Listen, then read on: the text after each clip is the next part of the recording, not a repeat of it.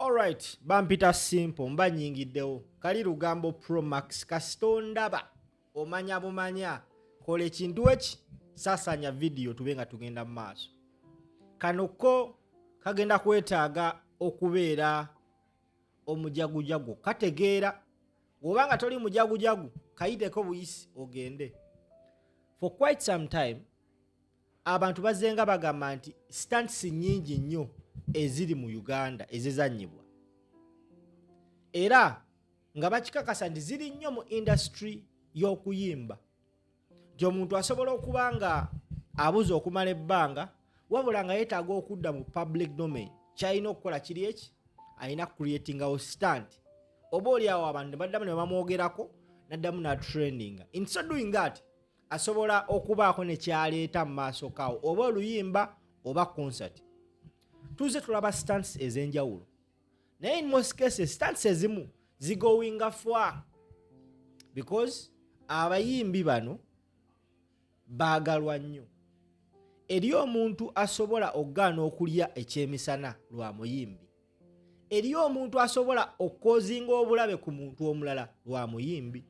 Ekitegeeza omuyimbi oyo abeera yagalwa nnyo. Kino kyalabwako nga radio afudde abantu bakaaba amaziga ensi yagenda mu kasiriikiriro kootalabangako. Ekitegeeza nti abantu bw'obayimbira music bagetinga attached to you nnyo nnyo abamu ne batuuka ku level eyeetuuma musaayi gwa so and so maje ga so and so babeera bakwagala nti omuyimbi omuntu asobola okugaana oweereza maama we mu kyalo omutwalo gwa sukaali naye n'agenda mu concert y'omuyimbi. Kati that is the level at which abayimbi bali attached so much ku bantu. Ebadde preamble kati tuze ku video eyaddala. A few days ago omuyimbi Dr. Jose Chameleone ekifaananyi kyolaba ku screen awo kyasaculatinga nga kigambibwa nti omukulu ono yafunye obuzibu ku liiso n'agenda ne bamukolako operation ne bamulongoosa eriiso.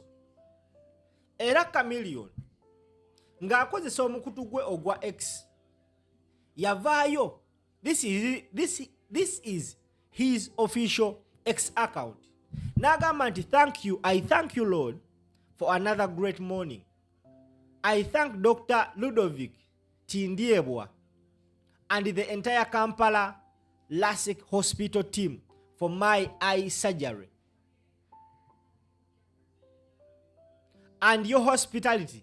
I was rapidly losing my sight on my right eye.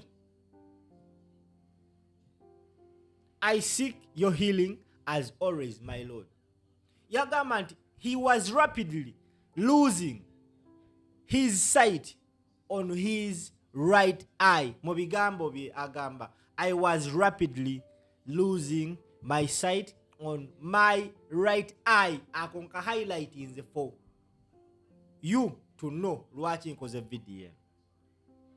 Now nakola video eno before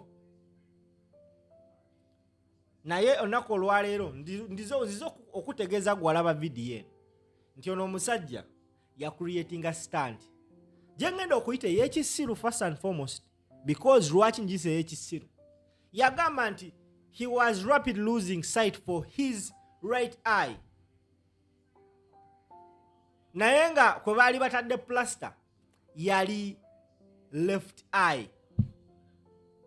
Tunuli ekifaananyi ekyo wanaagamba yali aluzinga sight for his right eye naye nga operation balaga bagikutte bagikoze ku his left eye. This was a very stupid stunt to me. Lwaki ngambe it was a very stupid stunt nti omukulu ono mu post ye yateekamu omusawo Dr. Ludovic Tindiebwa n'ateekamu n'eddwaliro erya LASIK hospital mu stunt. Kino mu mateeka mu ethics mu mateeka kiraga nti lino eddwaliro liba likoze omusango. Yakkiriza okukozesebwa mu post ya Chameleone mu yali alimbira abantu. This is like a real lie. Nti yali creating a justice stunt and said them mwogereko because Chameleone is loved by so many. Wabeera omulwadde buli nsi ebeera attached. Wogera n'olaba commentary section ojalaba nga mutufu abantu baali so touched. Kumba omuyaaye yali atusiba Kiwaani tafunangako sajjalo ya liiso. Lwaki ng'ambe nti tafunangako sajjalo ya liiso? Njagala kati otandika ondabe bulungi. Ekifaananyi ekyo kye yapostinga ng'avudde mu ddwaliro mbu sajjalo. Now olunaku lw'ejjo yalabiddwako mu kuziika ng'ataddeko akantu ku liiso lino. This time round omusajja yeerabidde akantu ku liiso yakatadde ku liiso erya right. Wano mu ddwaliro plus agiteeka ku liiso erya left. Yesterday bw'atyo bwe yabadde. Kyemmanyi abasinga muyinza obutategeera kintu kino. I'm talking about the stunts ezikolebwa abayimbi naye nga za kisiru. Stunts are supposed to be well calculated, not vague like this Dr. Jose Chameleone gye yakoze. Nti mu ddwaliro yasooka n'akolerawo error mu ddwaliro. Olumala omulongoosa ateekayo post agamba I was rapidly losing my sight on my right eye plus abagiteeka ku left eye. Tugamba abasinga tetwakigoberera. Now Joe yalabiseeko in public nga ekikavalinga eriiso eddwadde kiri ku mukono omulala. I'm asking myself, who is fooling who? Kwegamba bannayuganda batufudde ekyokuzannyisa. Now gwewe nawe abadde ali strongly attached ng'oli so worried omuyimbi wo Dr. Jose Chameleone mulwadde abamu bamanyi n'obutalya mmere ng'omuyimbi mulwadde because omuyimbi asobola okulwala ne bagamba nti ali Nsambya hospital. Ensi n'ensi ne yeeyiwa ku ddwaliro okulaba omuyimbi.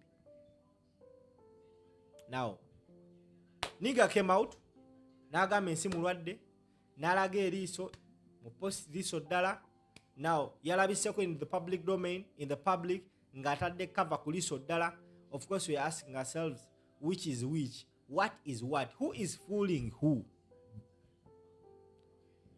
Wala abayimba akayimba nti kandiba akabadi akabadi.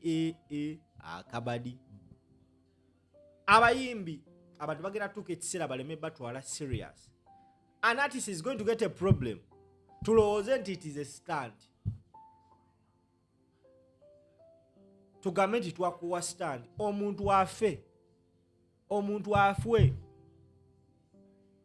nga tulowooza nti it is a stunt because you have planted this in the heads of Ugandans nti mwe muliwo creatinga bubadi kwagala ku trendinga naye nga otrendingira mu byekisiru. Nabagambe kano kabadde keetaaga okuba nga ofumiitiriza. Mampita simple tambuza